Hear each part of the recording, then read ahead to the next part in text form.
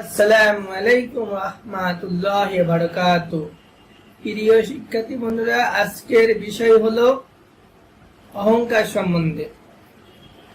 অহংকার সম্বন্ধে আজকে আলোচনা হবে। রব্বি ইশরাহ লি সাদরি ওয়া ইয়াসসির লি আমরি ওয়াহলুল উকদাতাম মিন লিসানি ইয়াফকাহু কওলি। রব্বি জিদনি ইলমা রব্বি জিদনি ইলমা। আউযু বিল্লাহি মিনাশ শাইতানির রাজিম। বিসমিল্লাহির রাহমানির রাহিম। আজকে আমরা আলোচনা করব আল্লাহুম্মা সাল্লি আলা মুহাম্মাদিন নাবিয়্যিল উম্মিয়্যিন ওয়া আলা আলিহি ওয়া সাল্লিম তাসলিমা। আজকে আলোচনার বিষয় হচ্ছে অহংকার সম্বন্ধে। আগে আমি করেছিলাম গীবত সম্বন্ধে আলোচনা। আজকে আমরা অহংকার একটি কবিরা গুনাহ, এখান থেকে আমরা আজকে আলোচনা করব। সুতরাং আমরা আজকে অহংকার কাকে বলে, অহংকারের আবিধানিক অর্থ কি এবং পারিভাষিক অর্থ কি, অহংকারের কুফল কি, এই সম্বন্ধে আলোচনা করব। ঠিক আছে? যেমন আমরা এখানে পাই অহংকারের পরিচয়। অহংকার শব্দটি একটি বাংলা পরিভাষা। অহংকারের আরবি নাম হলো কিবির, কিরব কিরব কিবির কিরব ইত্যাদি। অর্থ হচ্ছে বড়ত্ব, অন্যায়, বড়ত্ব, অন্যের চাইতে নিজেকে বড় মনে করা, অন্যের চাইতে নিজেকে বড় মনে করা, দম্ভ, হেয় প্রতিপন্ন করা ইত্যাদি। ঠিক আছে? আমি আরেকবার শাব্দিক অর্থ বলে দিচ্ছি। অহংকারের পরিচয়। অহংকার শব্দটির বাংলা পরিভাষা, এটা হলো বাংলা শব্দ। অহংকারের আরবি শব্দ হলো কিরব, কিরব, যার অর্থ হলো বড়ত্ব, অন্যের চাইতে নিজেকে বড় মনে করা, বড় মনে করা, নিজেকে বড় মনে করা, দম্ভ, হেয় প্রতিপন্ন করা ইত্যাদি। আল্লামা ইবনে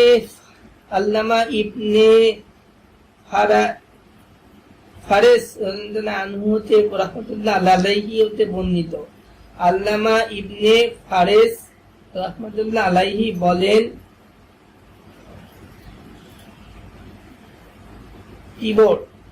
কিবর অর্থ হলো বড়ত্ব, বড়াই, অহংকার।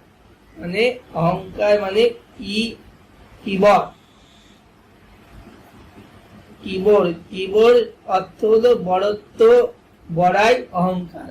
কিবর মানে অহংকার, মানে কিবর শব্দের অর্থ হলো বড়াই, বড়ত্ব, অহংকার ইত্যাদি।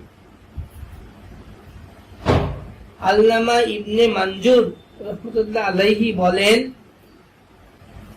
আর কিবর শব্দের অর্থ হলো বড়ত্ব, অহংকার ও দাম্ভিকতা, দাম্ভিক, অহমিকা ইত্যাদি। ঠিক আছে? এই প্রসঙ্গে আল্লাহ তাআলা কোরআনে, পবিত্র কোরআনে এসেছে, আমি বলছি সূরা আরাফের 146 নম্বর আয়াতে আল্লাহ বলছে, অর্থটা বলছি, পৃথিবীতে যারা অন্যায়ভাবে অহংকার প্রকাশ করে, ঠিক আছে, এইটুকু দিয়ে আছে এখানে সূরা আরাফের 146 নম্বর আয়াত। সূরা আরাফের 146 নম্বর আয়াতে আয়াতটা পেয়ে যাবেন হলো অহংকারের যেই ইয়েগুলো, অহংকারের আয়াতগুলো ওখানে পাবেন সূরা আরাফে 146 নম্বর আয়াতে। এর পারিভাষিক সংজ্ঞায় কি বলছে আমরা একটু দেখে নিই। পারিভাষিক সংজ্ঞায় বলা হচ্ছে, কারো কারো মতে নিজেকে অন্যের চাইতে শ্রেষ্ঠ ও মর্যাদাবান এবং অন্যকে ছোট বা তুচ্ছ মনে করার নামই হলো অহংকার। ঠিক আছে? আরেকবার বলছি, কারো কারো মতে নিজেকে অন্যের চাইতে শ্রেষ্ঠ ও মর্যাদাবান এবং অন্যকে ছোট বা তুচ্ছ মনে করার নাম অহংকার। হযরত আব্দুল্লাহ ইবনে মাসউদ রাদিয়াল্লাহু আনহু বলেন, সত্যকে দম্ভ ভরে প্রত্যাখ্যান করা এবং মানুষকে তুচ্ছ জ্ঞান করার নামই অহংকার। এটা হলো এসেছে, সূত্র হলো মুসলিম শরীফের, মুসলিম শরীফের 91 কত নম্বর হাদিস, 91। হযরত আব্দুল্লাহ ইবনে মাসউদ রাদিয়াল্লাহু আনহু বলেন, সত্যকে দম্ভ ভরে প্রত্যাখ্যান করা এবং মানুষকে তুচ্ছ জ্ঞান করার নামই অহংকার। তাহলে আমরা অহংকার মানে কি, মানুষকে তুচ্ছ মনে করা, হেয় প্রতিপন্ন করা, ইনসাল্ট করা, অপমান করা, এটাই হলো দাম্ভিক্য, এটাই হলো অহংকার। ঠিক আছে, দাম্ভিক্য। কেউ বলেন কোন বিষয়ে নিজেকে বড় মনে করে অন্য মানুষকে তুচ্ছ মনে করার নামই অহংকার। কি বুঝলেন? কেউ বলেন কোন বিষয়ে, মানে কোন বিষয়ে নিজেকে বড় মনে করে অন্য মানুষকে তুচ্ছ মনে করার নামই অহংকার। মোট কথা, অন্যের চাইতে নিজেকে বড় মনে করাই মূলত অহংকার বলা হয়। মোট কথা, অন্যের চাইতে নিজেকে বড় মনে করাই মূলত অহংকার। তাহলে আমরা বুঝলাম অহংকারের শাব্দিক পারিভাষিক সংজ্ঞা আমরা বুঝে গেলাম। অহংকার মানে দাম্ভিক্য, অন্যকে ছোট করা ইত্যাদি। ঠিক আছে,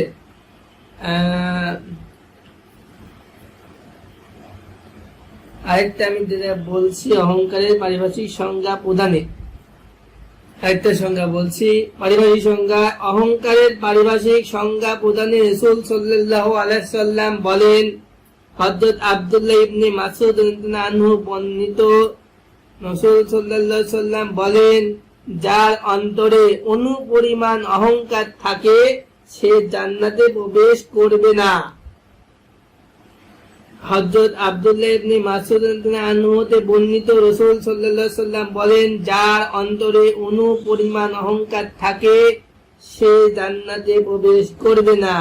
রাসূল সাল্লাল্লাহু আলাইহি সাল্লাম এই কথা বললে এক লোক দাঁড়িয়ে জিজ্ঞাসা করলো, কোন লোক এমন আছে সে সুন্দর কাপড় পরিধান করতে পছন্দ করে, সুন্দর জুতা পরিধান করতে পছন্দ করে, এই সবই কি অহংকার বলা হবে? রাসূল সাল্লাল্লাহু আলাইহি ওয়াসাল্লাম উত্তরে বললেন, আল্লাহ তাআলা নিজেই সুন্দর, তিনি সুন্দরকে পছন্দ করেন। সুন্দর কাপড় পরিধান করা অহংকার নয়, সুন্দর কাপড় পরিধান করা অহংকার নয়। অহংকার হলো সত্যকে গোপন করা এবং মানুষকে নিকৃষ্ট জানা। মুসলিম আর সহি পৃষ্ঠা 91। তাহলে আমরা এখান থেকে বুঝে গেলাম সুন্দর জামা কাপড় পরা, সুন্দর জুতা পরা, চশমা, টুপি ইত্যাদি পরা সৌন্দর্য মানে এটা কোনো অহংকার নয়। যেমন এখানে বলছে, যেমন আল্লাহ বলছে আল্লাহ তাআলা সুন্দর, আল্লাহ সৌন্দর্যকে পছন্দ করেন। উল্লেখ্য যে এই হাদিসে রাসূল সাল্লাল্লাহু আলাইহি ওয়াসাল্লাম দুইটি অংশে অহংকারের সংজ্ঞা তুলে ধরেছেন। ক, প্রকৃত সত্যকে অহংকার করা, আর সত্য গ্রহণে অবজ্ঞা করা ও বিরত থাকা। খ, মানুষকে নিকৃষ্ট জানা, নিকৃষ্ট মনে করা, ইনসাল্ট করা। যারা মানুষকে খারাপ জানে তাদের কর্মের পরিণত হলো মানুষ তাদের খারাপ জানবে। এই ধরনের লোকেরা মানুষকে সুনামের পুণ্য এবং তাদের যোগ্যতাকে স্নান করতে আপ্রাণ চেষ্টা করে। ঠিক আছে, কতক আলেম, কিছু আলেমের মতে কোনো মানুষ যখন নিজেকে অন্য মানুষের তুলনায় উত্তম, উন্নত, ক্ষমতাধর কিংবা বড় মনে করে অথবা কাউকে কোনোভাবে নিজের তুলনায় ছোট বা হেয় মনে করে, তার এই মানসিকতাকে অহংকার বলে। যাকে অহংকার কি ছিল আমরা এখান থেকে বুঝতে পারি অহংকার করা যাবে না। যে অহংকার, যার মধ্যে ক্ষুদ্র পরিমাণ, ক্ষুদ্র চেয়ে অতি ক্ষুদ্র অহংকার থাকবে সে জান্নাতে প্রবেশ করবে না। অহংকারের কুফল পয়েন্টগুলো বলছি। সকল মানুষের চোখে ঘৃণা, অহংকারী মানুষ সকলের ঘৃণার পাত্র হয়ে দাঁড়ায়। ঠিক আছে, নিজেকে অন্যের তুলনায় বড় মনে করা বা অন্যকে তুচ্ছ বা নিকৃষ্ট মনে করাই হলো অহংকারের প্রবেশ পথ। তাহলে সকল পয়েন্টগুলো এক, সকল মানুষকে ঘৃণা, শয়তানের চরিত্র ধারণ, মানে অহংকার মূলত শয়তানের চরিত্র। কি অহংকার? কি শয়তানের চরিত্র। যার মধ্যে অহংকার আছে সে শয়তানের রূপ ধারণ করলো। এটা কথা ঠিক? হ্যাঁ ঠিক। শয়তানের চরিত্র ধারণ করা, তার মানে অহংকার করা যাবে না। যে অহংকার করবে সে শয়তানের রূপ ধারণ করলো। কেননা আদম আলাইহিস সালামকে যখন আল্লাহ সিজদা দিতে বললেন, তখন শয়তান বলল, না আমি আগুনের তৈরি, আমি আদমকে সিজদা করবো না, আদম তো তুচ্ছ, ও তো মাটির তৈরি, আর আমি আগুনের তৈরি। এই কথা বললে ইবলিস আদাজিল শয়তান হয়ে গেল। ঠিক আছে? অহংকার, এদেরকে বলে অহংকার। সুতরাং যে ব্যক্তি অহংকারী হবে সে শয়তানের চরিত্র ধারণের মাধ্যমে আল্লাহর রহমত থেকে বিতাড়িত হবে। ঠিক। 3 নাম্বার, আল্লাহর ভালোবাসা থেকে বঞ্চিত। কি হবে? আল্লাহর ভালোবাসা থেকে বঞ্চিত হবে। আল্লাহ তাআলা দুনিয়াতে সবাইকে তার নিয়ামত, ধন সম্পদ, ক্ষমতা, মেধা ও যোগ্যতা সমানভাবে দেন না। তার এই নিয়ামত কাউকে দেন, আবার কাউকে দেন না। আর এই অহংকারের কারণে আল্লাহ তাআলার সাথে মানুষের সম্পর্ক ছিন্ন হয়ে যায়। আর আল্লাহ তাআলা কোন অহংকারীকে ভালোবাসেন না এবং পছন্দ করেন না। অর্থাৎ আল্লাহ তাআলা বলছেন, নিশ্চিত ভাবে জেনে রাখো আল্লাহ এমন কোন ব্যক্তিকে পছন্দ করেন না যে আত্ম অহংকারের ধরাকে সরা জ্ঞান করে এবং নিজেই বড়াই করে। সূরা নিসা 36 নম্বর আয়াতে দেখে নিবে। ঠিক আছে? আবার অন্য আয়াতে মহান আল্লাহ তাআলা বলেন, আল্লাহ কোন দাম্ভিক অহংকারীকে ভালোবাসেন না। সূরা লুকমান 18 নম্বর আয়াতটা। মন্দ কাজে অবিচল থাকা। ঠিক আছে? মন্দ কাজে অবিচল থাকা। অহংকার করলে মন্দ কাজে অবিচল, মানে অটল থাকা হয়। নানাভাবে মানুষ অহংকার করে, সত্যকে গ্রহণ না করে অন্যায় ভাবে বিতর্ক করাই হলো অহংকার। নেতৃত্ব দাবি অযোগ্য, তারপরে পার্থিব শান্তির মুখোমুখি, আল্লাহর অভিশাপের শিকার। অহংকার করলে আল্লাহর অভিশাপের শিকার হয়। মূলত অহংকারের কারণে তাদের উপর আল্লাহর অভিশাপ পতিত হয়। কেননা মহান আল্লাহ তাআলা গর্ব অহংকার করতে নিষেধ করেছেন। অহংকার করার মাধ্যমে আল্লাহ নির্দেশ লঙ্ঘন করা হয়। অহংকার করলে আল্লাহর নির্দেশ মানা হয় না। আর অহংকার ব্যক্তি জাহান্নামে যাবে, জান্নাতে প্রবেশ করবে না। কথা রাইট? অলরাইট। আর তুমি মানুষকে দিকে কি বলছে এই সম্পর্কে মহান আল্লাহ বলেন, আর তুমি মানুষের দিক থেকে তোমার মুখ ফিরিয়ে নিও না, আর জমিনে দাম্ভিকতার ভরে চলাফেরা করো না। সূরা লোকমান 18 নম্বর আয়াত। জান্নাত থেকে বঞ্চিত। 8 নম্বর পয়েন্ট কি? জান্নাত থেকে বঞ্চিত। অহংকার ব্যক্তি জান্নাত থেকে বঞ্চিত, জান্নাতে যাবে না অহংকার ব্যক্তি। কারোর মধ্যে যদি এগুলো থেকে থাকে, আজকে বাসায় যে তওবা করবেন। জান্নাত থেকে বঞ্চিত। অহংকার, লোভ, হিংসা মানুষকে ধ্বংস করে। এই সত্য বাক্যটি চিরন্তন। অহংকার মানুষের একটি দাম্ভিক রোগ। এই রোগ কম বেশি প্রায় প্রতিটি নারী পুরুষের মধ্যে নিহিত অথবা আছে। তারপরে আল্লাহর পথের পথিক মুমিন ব্যক্তি নিজ আত্মার সঙ্গে সংগ্রাম করে দমন করে রেখেছে এ দুরারোগ্য ব্যাধি, একটা রোগ। অহংকারী ব্যক্তি মধ্যে জান্নাত থেকে বঞ্চিত হওয়ার কারণ হয়। এই প্রসঙ্গে রাসূল সাল্লাল্লাহু আলাইহি ওয়াসাল্লাম বলেছেন, যার অন্তরে বিন্দু পরিমাণ অহংকার আছে সে জান্নাতে প্রবেশ করবে না।